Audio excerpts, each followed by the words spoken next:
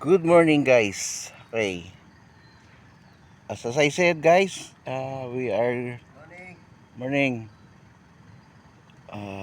Call that propagation by runners. So, grabing ganda kasi, guys. So, tingnan nyo. Ito, nahinog na. Kanina nung nakaraan, hindi pa. So, update lang po tayo. Yan, guys. So, ganda ng ating strawberry. So, propagation by runners pa rin, guys. So, ito, ganda, oh. Guys, so, yan, ito yung mga propagation by runners natin. So, yun. So, tatlo ang kanyang runners. So, ito is this one, no, guys. So, yan. Ganda. Wow. Ay, grabe. So, laki niya.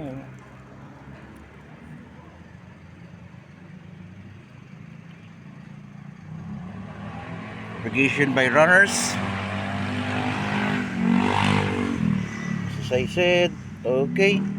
So, that one is ready for transfer na to, guys. So meron na rin siyang panibagong runner. So marami medyo mahaba na ang kanyang narating. Ito na, 1, 2, and then 3. This one, propagation by runners, continuation pa rin po, guys. So ito yung isa, ganda rin, kailangan natin lagay sa small pot.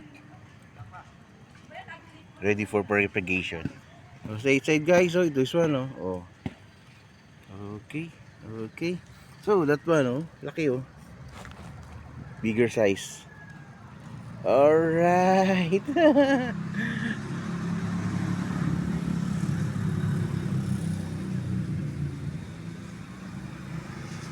So yan, dinaanan natin yan.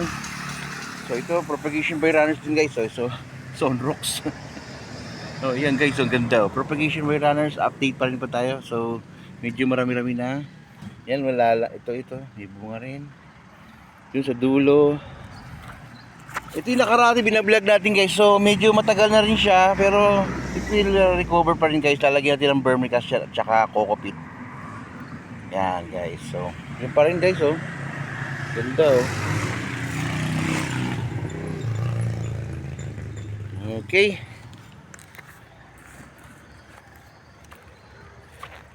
So this one, so yun ito yung nakaraan natin binablog din. Okay, so winuha na yung mga bunga.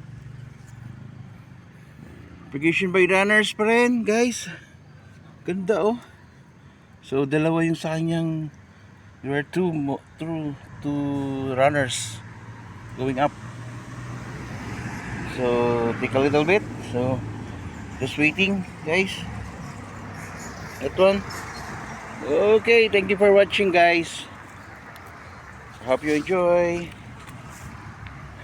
Later we will send you another video for my kids.